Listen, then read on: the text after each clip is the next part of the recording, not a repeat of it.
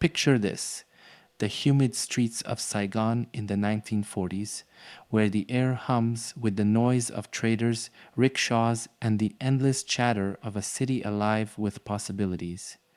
Amid this vibrant chaos, a boy is born, a child whose life would one day become a twisted tale of manipulation, charm, and cold blooded murder. His name? Charles Sobhraj. From the very start, his world was fractured. His father, an Indian businessman, walked away, leaving a young Charles and his Vietnamese mother to fend for themselves. For a boy caught between two cultures, shuttling between families and countries, the idea of stability was as elusive as a mirage in the desert. But could this turbulent start in life explain the dark path he would take? Or was something far more sinister always lying dormant beneath his charismatic facade? Imagine a man so magnetic, so convincing, that he could talk his way out of almost anything.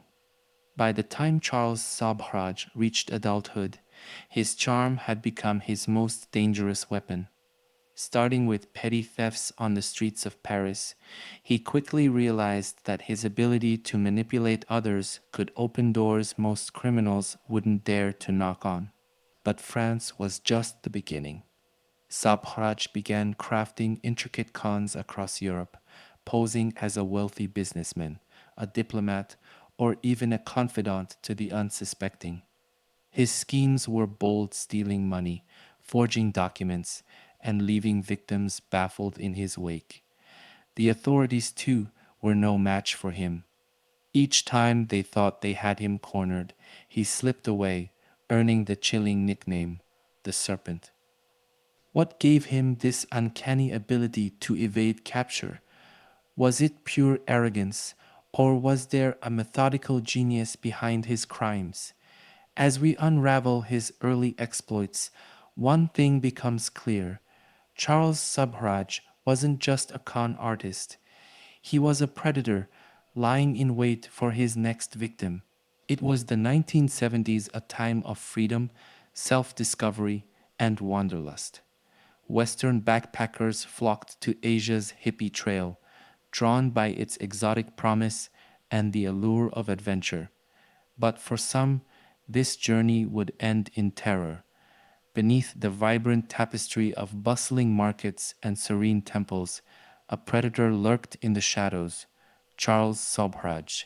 The trail was his hunting ground. Young travelers were his prey, ideal targets with their trustful natures and carefree spirits. Sobhraj didn't just rob them, he became them. His method was disturbingly calculated: charm them into friendship, gain their trust, then drug them, often lacing tea or food with tranquilizers. Once unconscious, he would strip them of their passports, money, and sometimes their lives.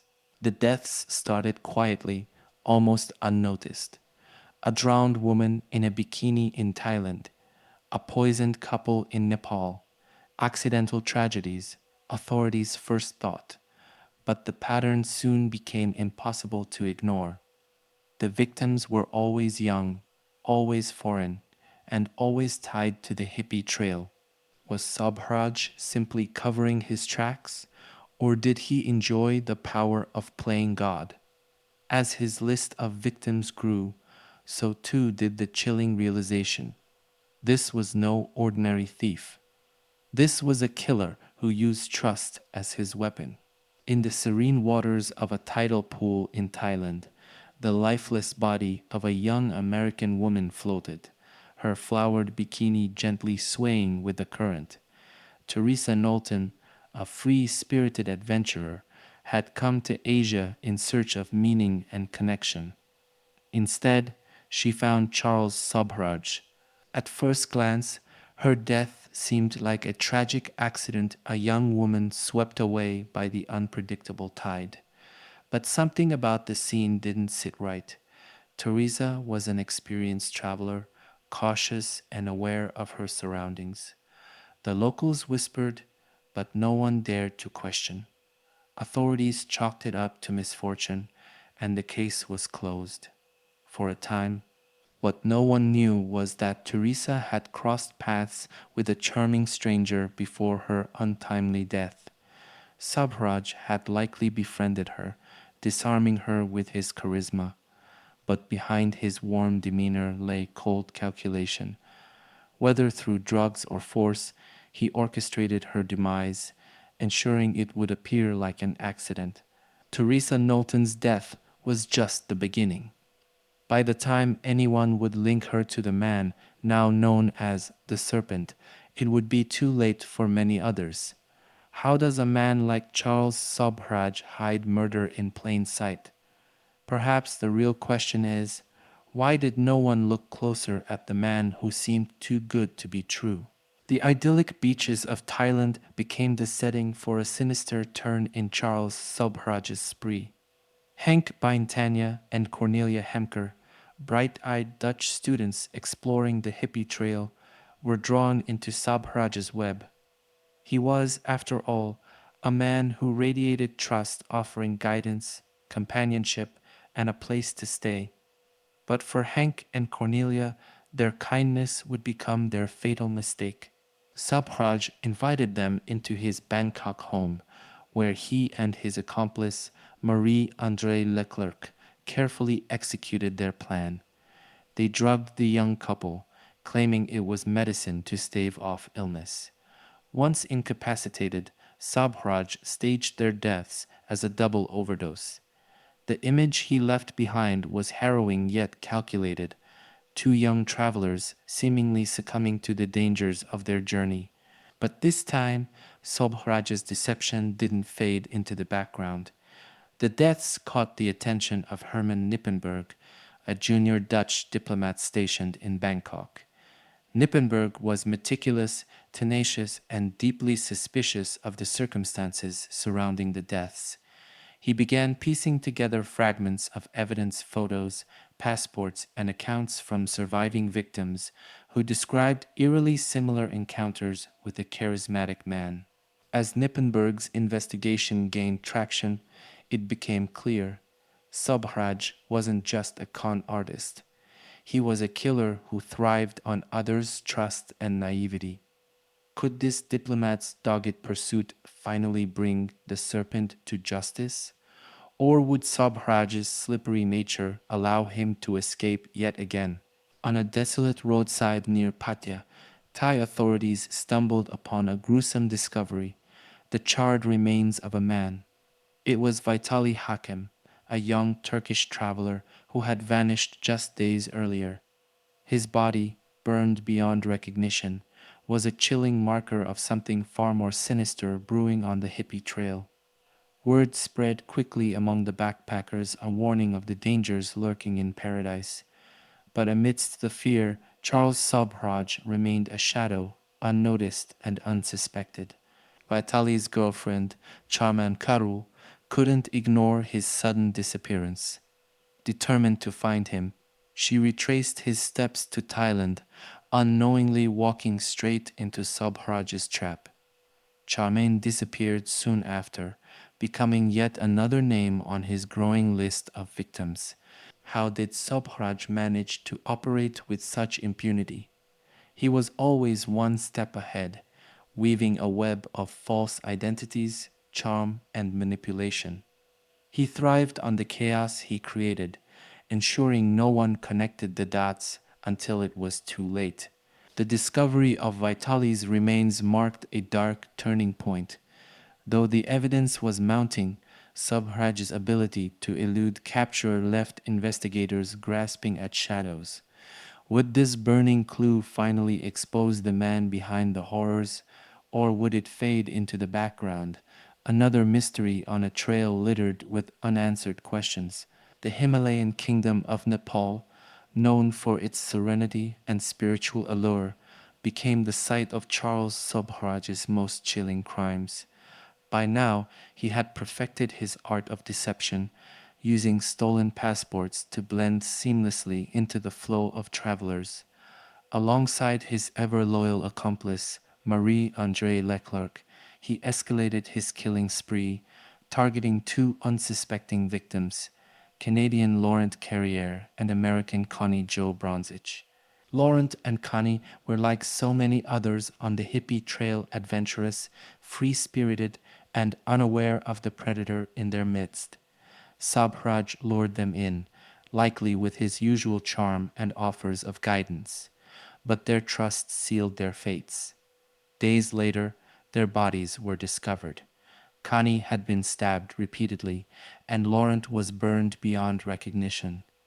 Their murders were a brutal departure from Sabhraj's earlier crimes, suggesting a growing boldness or perhaps a deeper thirst for violence.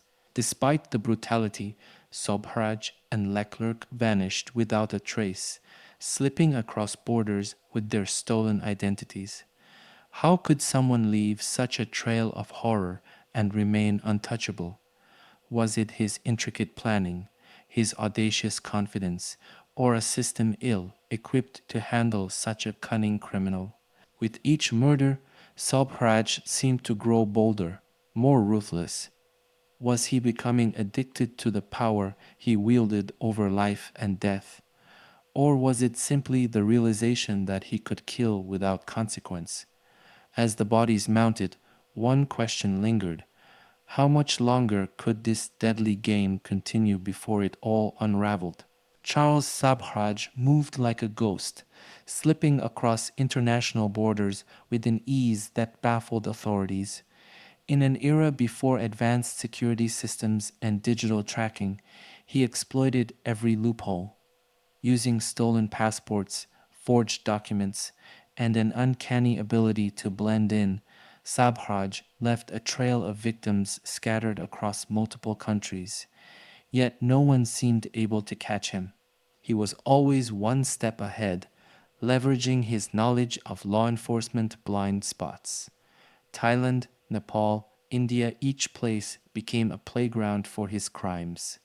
For Sabhraj, borders were no barrier, they were an opportunity. He knew that fragmented international cooperation meant evidence gathered in one country often failed to follow him into the next. With each successful escape, his confidence grew. He flaunted his arrogance, appearing in public with stolen identities, sometimes even interacting with local officials under the guise of a respectable tourist or businessman. But that same arrogance was becoming a double edged sword. Sabhraj was bold, but boldness can breed carelessness. As his crimes escalated and his notoriety spread, he seemed to revel in the attention. Did he believe he was untouchable, or was he daring authorities to catch him? With his web of deceit growing more tangled by the day, the cracks in his facade were beginning to show. The serpent may have crossed borders with ease, but could his overconfidence finally lead him into a trap of his own making? Charles Sobhraj, ever confident in his ability to manipulate and deceive, set his sights on a group of French students in India. He lured them in with promises of guidance and care, offering what appeared to be medicine to protect them from illness. What the students didn't know was that the pills were laced with a potent sedative, Sabhraj's signature move. But this time, something went wrong. As the drug took effect, a few of the students realized something was amiss. One managed to fight through the haze, raising an alarm that quickly drew attention. Sobhraj, the man who prided himself on being untouchable, suddenly found himself exposed. His carefully crafted facade crumbled, and for the first time, he was caught red handed. The authorities were swift to act, arresting Sabhraj and uncovering stolen passports and incriminating evidence among his possessions. It was a rare moment of vulnerability for a man who had spent years evading justice. Yet, as Sabhraj sat in custody, unflustered and unrepentant, one question loomed large. Was this truly the end of his reign of terror, or merely a temporary setback for a criminal who always found a way to escape? The serpent had been cornered, but snakes are known for their ability to slither free. What would come next for the man who believed no prison could hold him? For most criminals, prison marks the end of their reign. For Charles Sobhraj, it was merely a new stage. Locked away in India, he didn't fade into obscurity, he thrived. Sobhraj's cunning and charm, the very traits that had made him so dangerous outside, now became his tools of survival inside the iron bars. He befriended prison guards, bribing them with the money he'd stashed from his crimes. He manipulated fellow inmates, offering protection and orchestrating trades to secure favors. In Tihar jail, one of India's most notorious prisons, Sabhraj lived a life of relative comfort. He enjoyed homemade meals, fine clothes, and privileges that others could only dream of.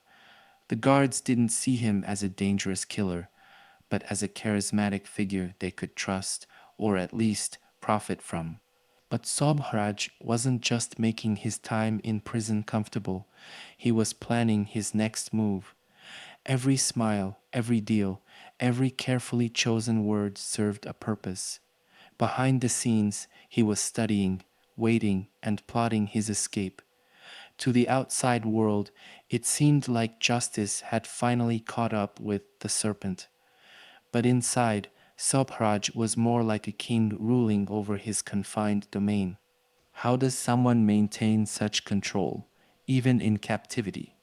For Sobhraj, it wasn't just about charm, it was about power, manipulation, and the unwavering belief that no cage, no matter how secure, could ever truly hold him. But was his confidence misplaced, or was the world about to witness one of the most audacious escapes in criminal history?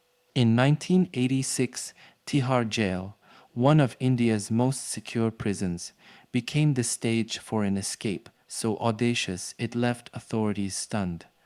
Charles Sobhraj, known for his cunning and charm, once again demonstrated why he was called the Serpent.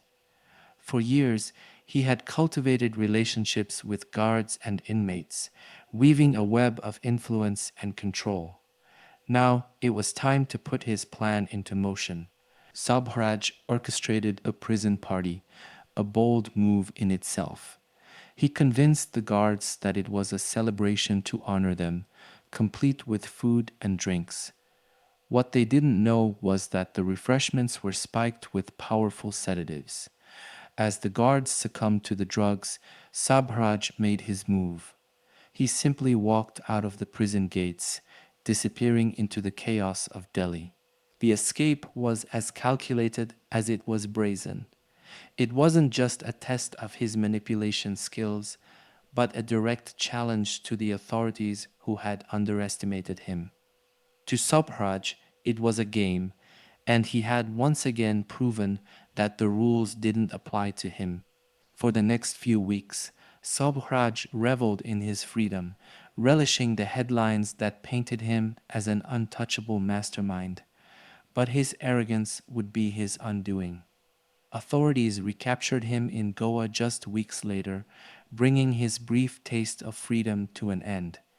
Yet, the question lingered: how could someone this brazen, this unapologetic, continue to evade true justice?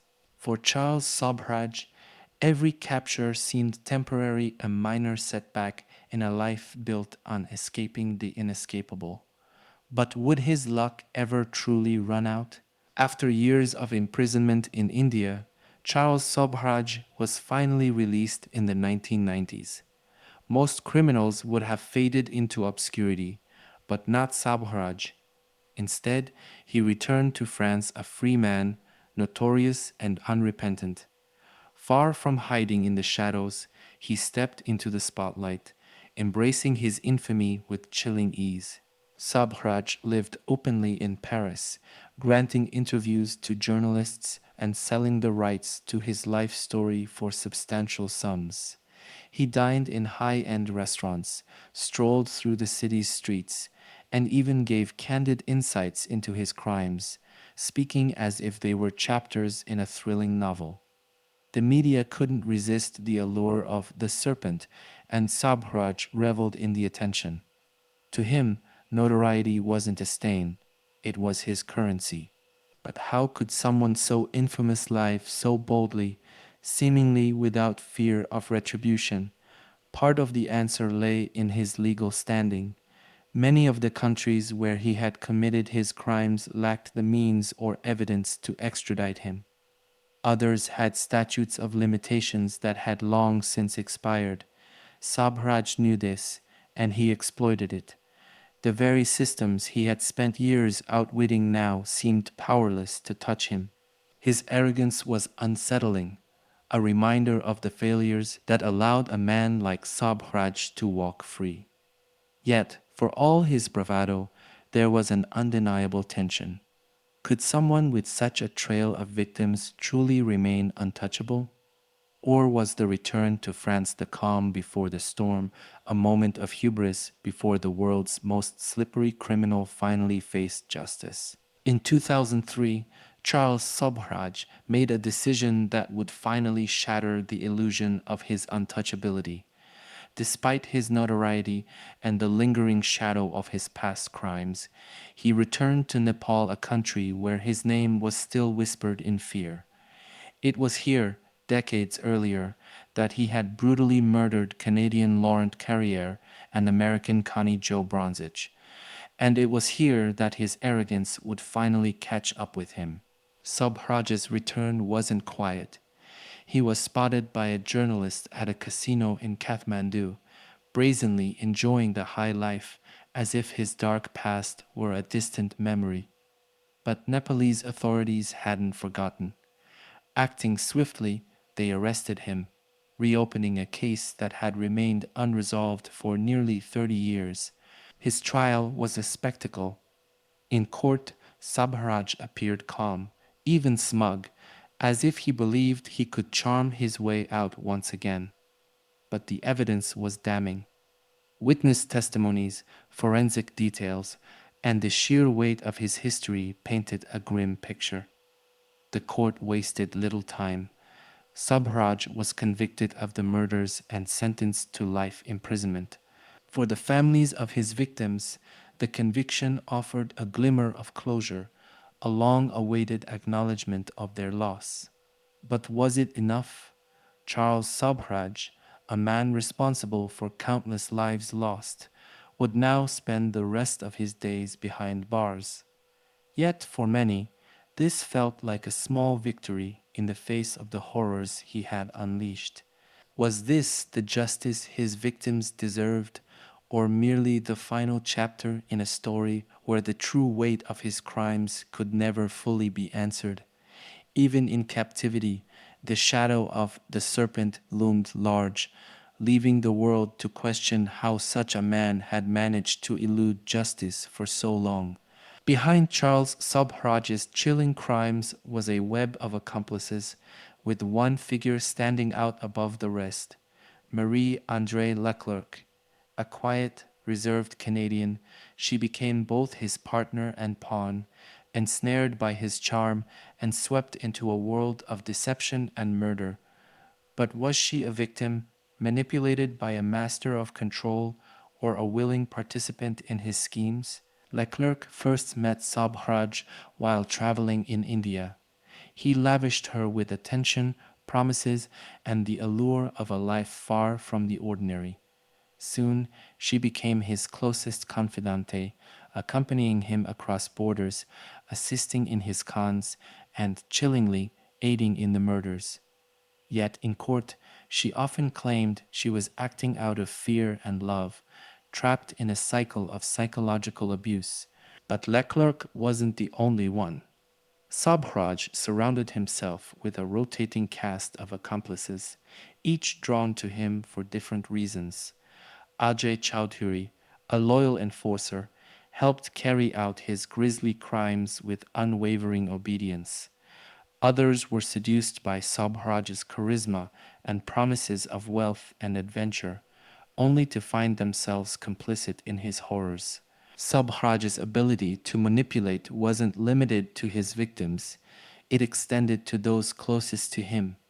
He used love, fear, and loyalty as tools, binding people to him even as they descended into darkness. Yet, as their stories came to light, the question remained: were they all equally guilty, or were some of them prisoners in Sobhraj's twisted game? The women and men who stood beside the serpent reveal the depth of his control, but they also add another layer of complexity to the story. How far can one person's influence stretch?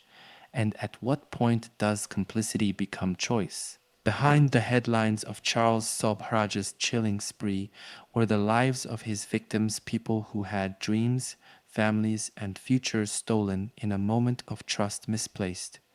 They were young travelers, full of curiosity and hope, exploring the world's most exotic corners. Teresa Knowlton, an adventurous American, dreamed of spiritual enlightenment but met her end in a Thai tidal pool. Laurent Carrière and Connie Jo Bronzich, two free-spirited backpackers, crossed paths with Sobhraj in Nepal, unaware it would lead to their brutal murders. For the families left behind, the impact was shattering.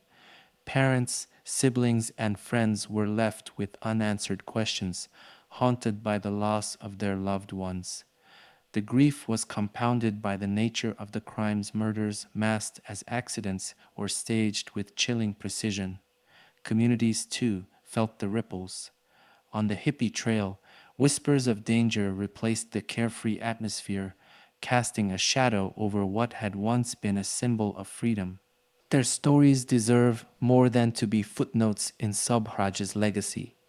They are a reminder of the lives he destroyed and the resilience of those who fought for justice. As we recount their journeys, one thing becomes clear.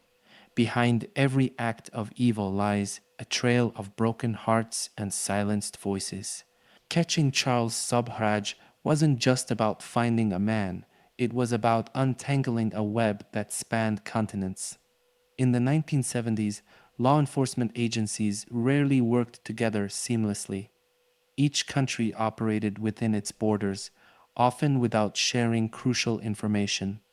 This fragmentation played directly into Sobhraj's hands. He exploited the lack of coordination, moving across borders, using stolen passports, and reinventing himself with every escape. But as his list of victims grew, so did the pressure to stop him. Authorities in Thailand, Nepal, India, and beyond began piecing together evidence, sharing fragments of his crimes. The hunt for the Serpent became one of the first major international criminal investigations, requiring unprecedented cooperation between nations. Yet, the challenges were immense. Language barriers, outdated technology, and Sabhraj's cunning made him an elusive target. Witness testimonies were scattered, evidence often lost across borders, and jurisdictional disputes slowed progress. But the manhunt also exposed the need for global collaboration in fighting crime, setting a precedent for future international cases. Even in the face of these challenges, a handful of relentless individuals, diplomats, investigators, and surviving victims refused to give up. Their efforts brought Sabhraj's crimes to light, proving that no matter how far he ran, justice could eventually catch up.